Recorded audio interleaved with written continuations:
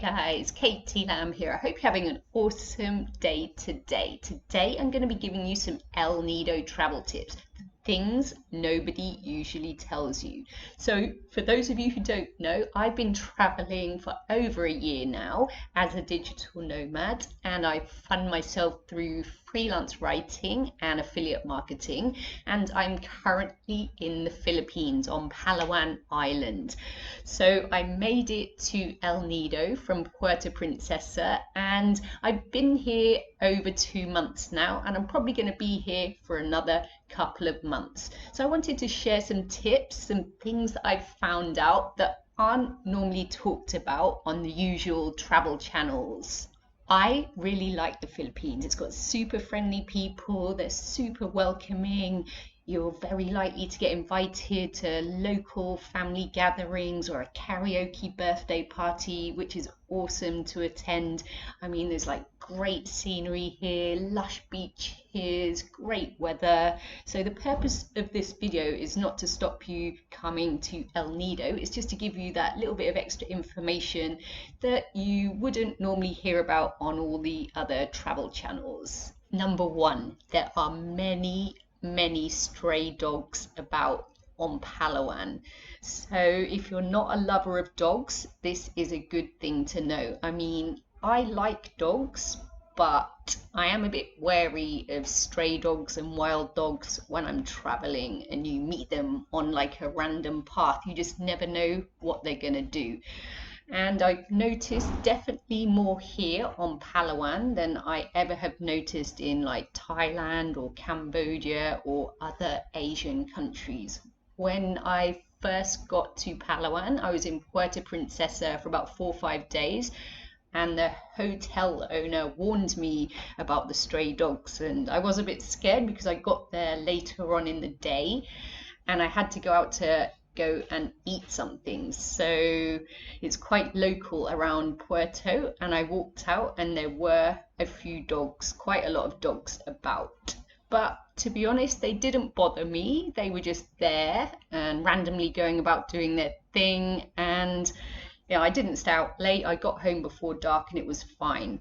It's the same here in El Nido. They're like everywhere. And like none of them have bothered me, like I said, but there is quite a lot about. So it's just something to be aware of, especially if you're not a lover of dogs. Number two, cash machines are minimal in El Nido and they do frequently break down or just not work. The same was in Puerto Princesa, and I noticed along the main road there were a lot of banks, but there seemed to be like queues and queues of people for certain banks. So I'm guessing this was probably like some of the banks or a lot of the banks would break down and everyone would queue for certain banks. In El Nido, it's not been as bad as I've thought. Like a couple of times some of the machines have broken down, but they've generally worked since I've been here, and I've never experienced queues for the bank machines in El Nido yet. But I've noticed, and I've been advised as well, going to some of the beaches out of El Nido town, there isn't always a cash machine either. So it's always better to take enough cash out, especially if you're going to stay over at beaches or other islands or smaller towns out of El Nido. There isn't always a cash machine. So make sure you always have enough cash. Number three, it's super noisy around El Nido town. And I'm not just talking about music from bars. There's quite a lot of building work going on, and it's very likely at whatever hotel you stay at, you're going to have some sort of building project going on next to you. Where I'm staying at the Forever Blessed Inn, which is a great hotel by the way, but they've got like building going on the top floor. So literally all day long, hammering and drilling. I have to put my earplugs in to like get some work done. But it's still a great hotel. You know, I'm right near the beach. I've got great views, so I can't complain. But that's not the only building work. As you walk around, there's a lot more going on. And the building work is not the only noise. There's quite a lot of noise from the motorbikes. They literally sound like planes taking off. So that can be a another noise factor if you're trying to get some chill on. And also the dogs as well. Like I mentioned before, there's a lot of dogs here, so sometimes they can be barking late into the night, early in the morning, when you're just trying to get that little bit of rest. But so my recommendation is bring some earplugs. They've definitely been a lifesaver for me. Number 4, tricycle drivers will hassle you all day long and will try and overcharge you. I know this is pretty common in a lot of Asian cities where there's tuk-tuks and motorbike drivers. It's just something to be aware of. Like when you're walking around, there doesn't seem to be any restriction on how many tricycle drivers there should be, and there seems to be way too many. And as the day goes on, they kind of get into a frenzy, and even if they've asked you like 3-4 times already, they'll ask you again and again and again, and they don't seem to remember your face either. And another thing to remember is, like I said, they try to overcharge.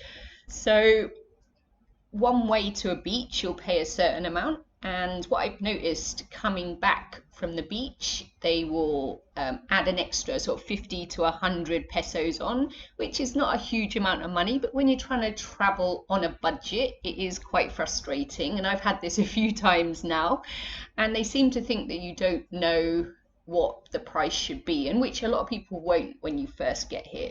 But I do know the price. I know what I've paid to get somewhere. And then when they say to me, oh, we have to, so the line they come up with, they say, so say I've gone, the other day I went to Las Cabanas beach and I paid 100 pesos to get there, and on the way back they were trying to charge me 200 pesos. I was like, well, I paid 100 here, so I'll pay 100 on the way back. And they were like, no, because when we go back to El Nido town, there's so many tuk-tuks there, we won't get another fare.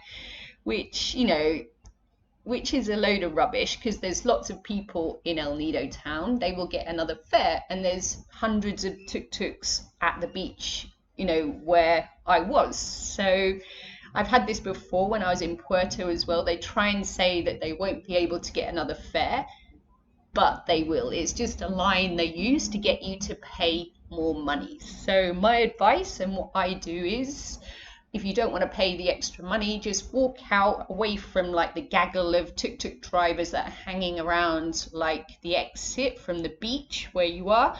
Just walk onto the road and you'll find another tuk-tuk driver there very easily within a few minutes, and they will take you for the rate that you came there on. Number 5, so you can't actually swim at El Nido town beach. And I found this quite disappointing. And I didn't realize for the first few weeks because I didn't fancy a swim. And when I did, I sort of thought about it, and I'd never actually seen anyone swim in the sea there. And I had wondered why that was. But people go into the water to get onto the boats, but I've never actually seen people swimming in the sea. So I asked a local, and they said the sea at El Nido town is quite dirty and it's not recommended to swim in there. So that's one thing I did find a bit disappointing about El Nido, because before I came to the Philippines, I had this imagery of like, Filipino beaches being the best in the world, the most beautiful. Some of them have won awards, and they have. And when you go out to some of the beaches outside of El Nido town, they are absolutely stunning. But I found it quite a bit annoying actually that you couldn't swim at El Nido town beach, and it's a shame they don't do something to clean it up a little bit. It's not a huge beach, and there are a lot of boats that come in. Maybe that's one of the reasons as well, but it would be nice just to have a little dip there occasionally. And yeah, it just would be nice if they would clean up El Nido town beach. Number 6, El Nido town and Palawan is largely protected from typhoons. So if you've read up anything about the Philippines, you'll know it's massive, over like 7,000 islands, and they have some crazy weather here, like typhoons and like volcanoes, things like that. So there's some scary weather that goes on, obviously, that you'd probably want to avoid. Me too. And I was thinking here, like, I've got to be careful that I leave, obviously, before typhoon season. But I talked to a local lady, and she was telling me that Palawan is pretty protected. Like, she said there's never been an actual typhoon just here. Even since I've been here, there has been a couple of typhoons in the Philippines, but on like nearer Manila area. And the only thing they get here is sort of like the backlash from the typhoons. So I remember when the typhoons happened near to Manila, it just got really sort of rainy and windy and dark here for a couple of days, which was absolutely fine. So from what I've read, Palawan and El Nido is like a year-round destination. So if you're looking to really save some money, because El Nido can be quite expensive, it's one of the more touristy places, coming out of season, like in the rainy season, is a really good idea, because you can get like 50% off hotels and you don't have to worry about typhoons. Number 7, accommodation here is more expensive than the same standard in Thailand, and there are a lot more power cuts here. I found this quite weird, as the Philippines is less developed than Thailand. Their tourist industry isn't as far ahead. I expected everything to be a lot cheaper here, but I've actually found El Nido to be quite an expensive tourist destination in comparison to Thailand. So accommodation here, I've been here for over 2 months, like I said. I've managed to get like a monthly deal. You can get super, super cheap for really, really basic places. But what I've realized, because I'm working, I like to have like a bit of outdoor space and a nice view. I can't handle like really dark and dingy hotel rooms, even if it's really, really cheap. So the Forever Blessed Inn, where I've stayed at, I was paying about 2,000 pesos a night to start with, and that's about like £30, which is quite a lot. But I am quite near the beach. But then I managed to talk with the owner after I'd been here a while, and I said I was going to be staying a bit longer term, and I managed to get them down to 1,000 pesos a day, which is about £15. But that is still expensive to what I was paying when I was in Thailand. I was managing to get deals in Thailand per day for what worked out to about like sometimes like £5 a day, up to sort of something a bit better like £10 a day.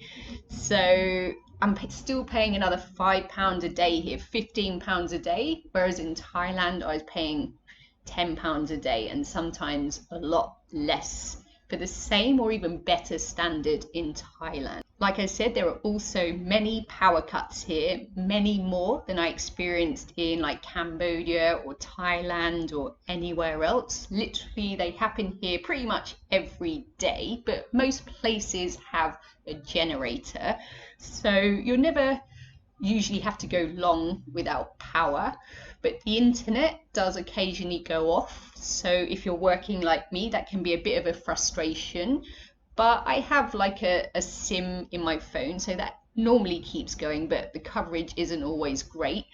But generally in El Nido town, the internet has been pretty good. There's only been a couple of days in the last few months when I couldn't get onto it. But the power cuts, like I said, do happen most days, but are not too inconvenient. So those are my 7 things I wanted to share with you, so you have a little bit of extra information before you get to El Nido town. Like I said, don't let it stop you from coming here. It's a beautiful place. There are tons of amazing beaches to go visit nearby, and stunning scenery all around the town. It's sort of encompassed by limestone cliffs and got great views from the beach. It is a bit more expensive in El Nido town than other areas on Palawan, but it's got so much going for it as well. If you're on a budget, remember, do a bit of haggling with the hotel or guest house owners, and just be careful what tuk-tuk drivers are charging you. Walk out to the road or something and walk around. Don't go to the really touristy restaurants. There are like local Filipino restaurants and little markets where you can get food at night for really cheap prices. Overall, El Nido town is a great spot to set yourself up to go and visit all the nearby beautiful beaches that Palawan has to offer. If you haven't done already, hit that subscription button and the notification bell so you know when I put new videos out.